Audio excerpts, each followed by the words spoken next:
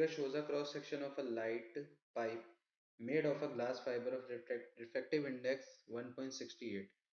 The outer covering of the pipe is made of material of refractive index 1.44.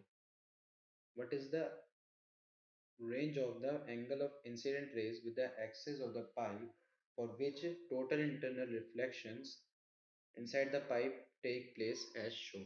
तो देखिए इस question में हमें क्या बोला गया है कि यहाँ पर हमारे पास दो रिफ्रैक्टिव इंडेक्स है, ठीक है। तो देखिए दो रिफ्रैक्टिव इंडेक्स किस चीज़ के हैं हमारे पास, एक है आउटर कवरिंग का और एक है ग्लास फाइबर का, ठीक है। मतलब जो अंदर का है हमारे पास वो हमें दिया गया है, ठीक है। एक यहाँ का रिफ्रैक्टिव इंडेक्स है हमारे पास और एक ये जो हमारे पास क्लैडिंग है, ठीक है। मतलब इसे हम क्या कहते हैं, इस अंदर की साइड को हम कोर कहते हैं, ठीक है। और ये साइड हमारी क्या होती है, इसे हम क्लैडिंग बोलते हैं, ठीक है। तो हमें इन दोनों का रिफ्रैक्टिव इंडेक्स हमें गिवन है, ठीक है।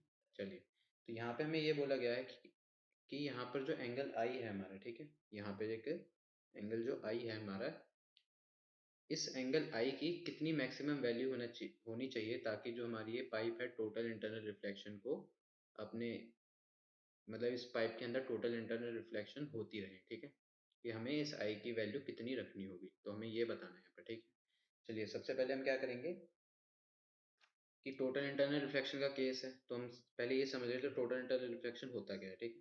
तो देखिए टोटल इंटरनल रिफ्लेक्शन जो है उसका अगर हम फॉर्मूले की बात करें, ठीक है, टोटल इंटरनल रिफ्लेक्शन, इसका देखिए फॉर्मूला क्या होता है हमारे पास, फॉर्मूला होता है हमारे पास इसका 1 अपॉन, मतलब mu is equal to 1 upon sine i c, ठीक है। मतलब हमारा क्रिटिकल एंगल, ठीक है। तो देखिए ये तो हो गई म्यू 1 अपॉन साइन आई सी। और अगर हम सिर्फ रिफ्रैक्टिव इंडेक्स की बात करें, ठीक है, ये भी रिफ्रैक्टिव इंडेक्स होता है हमारा। और अगर हम सिंपल रिफ्रैक्टिव इंडेक्स की बात करें तो वो क्या होता है कि एक्चुअल और अपरेंट। तो यहाँ पे देखिए एक्चुअल हमारा क्या रहेगा, ठीक है।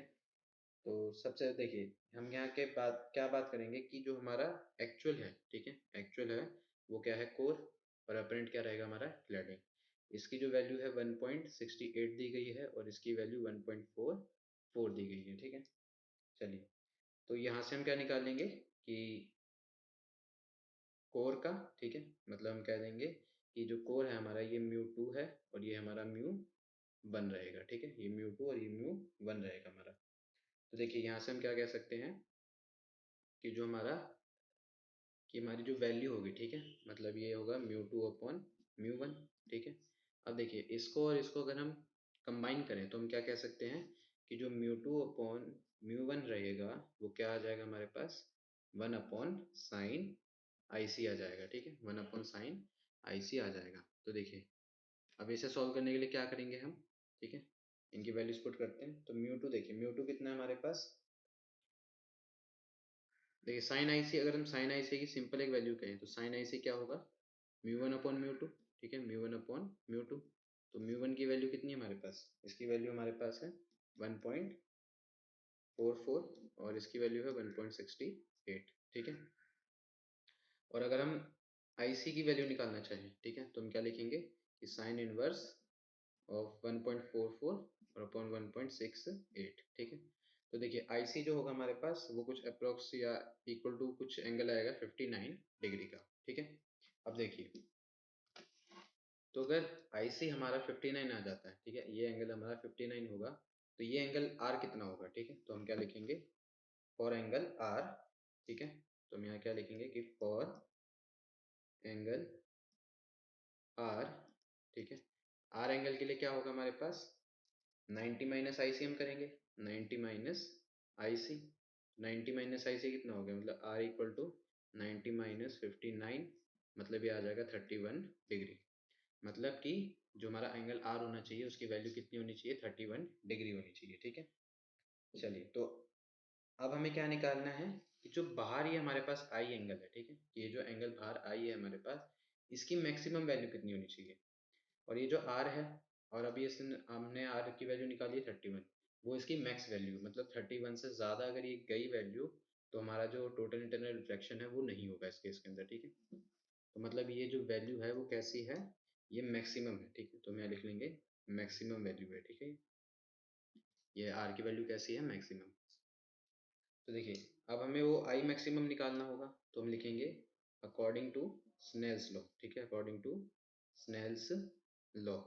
ठीक है, तो स्नेल्स लॉ के अकॉर्डिंग क्या होगा हमारे पास कि साइन आई, ठीक है, sine I upon sine R. ठीक है, ये दोनों कैसे हैं, ये मैक्सिमम वाले हैं। ठीक है, ये मैक्सिमम बाहर का एंगल है और ये आर मैक्सिमम जो भी हमने ऊपर सॉल्व किया है। ठीक है, आर मैक्सिमम, इसकी वैल्यू किसके इक्वल होगी, इसकी वैल्यू होगी कोर के रिफ्रैक्टिव इंडेक्स के इक्वल। ठीक है, मतलब हमारे म्यू टू के इक्वल होगी। ठीक है, म्यू टू के इक्वल होगी। तो देखिए यहाँ से हम क्या निकालेंगे कि साइन, ठीक है, साइन आई मैक्स, ठीक है, आई मैक्सिमम क्या होगा हमारे पास, इसकी वैल्यू होगी 1.68। ठीक है, 1.68 इंटू साइन 31 डिग्री, क्योंकि आर मैक्स है। ठीक है, ये यहाँ पर डिवाइड है, यहाँ के जाकर मल्टीप्लाई हो जाएगा, तो म्यू टू की वैल्यू 1.68 और मल्टीप्लाई होने पे साइन 31 डिग्री।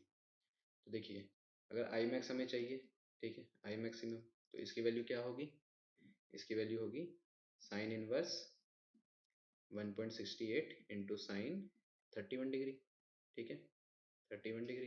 तो इसकी जो एग्जैक्ट वैल्यू है, अप्रॉक्स वैल्यू जो आएगी वो आ जाएगी 60 डिग्री की। ठीक है, तो हम कह सकते हैं कि जो हमारी आई की वैल्यू है, ठीक है, आई की जो वैल्यू है वो कहाँ से कहाँ तक होनी चाहिए, जो हमारा आई है, ठीक है, मतलब आई हमारा जो यहाँ पर एंगल है वो उसकी वैल्यू 0 से थोड़ी ज़्यादा लेकिन 60 डिग्री से क्या होनी चाहिए, कम होनी चाहिए। तभी हमारा टोटल इंटरनल रिफ्लेक्शन क्या होगा, अकर होता रहेगा। ठीक है, वरना ये ऐसा केस नहीं होगा, और यही हमारा कंप्लीट आंसर होगा। इससे आसान सॉल्यूशन और कहीं नहीं।